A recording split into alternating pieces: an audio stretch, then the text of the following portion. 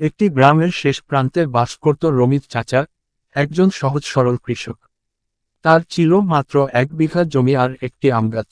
গাছটি ছিল তার চোখের মণি, ছোটবেলা থেকে সে নিজে হাতে রোপণ করেছিল। প্রতিদিন সকালে সে গাছের গোড়ায় পানি দিত, আগাছা পরিষ্কার করত, আর গাছের সাথে কথা বলতো। অনেকেই তাকে পাগল বলতো, কিন্তু সে হাসত।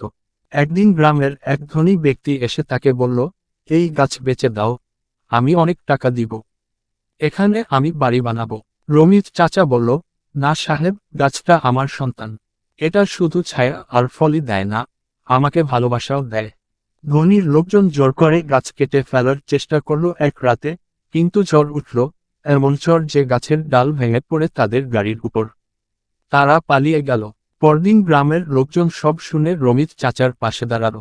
গাছের চারপাশে বেড়া দিল, আর একটি গ্রাম রক্ষার প্রতীক বানালো। শেষে রমিত চাচা বললেন, যে গাছ আমরা ভালোবাসি, সেটাই একদিন আমাদের রক্ষা করে। প্রকৃতি কোনোদিন তার সন্তানদের ছেড়ে দেয় না।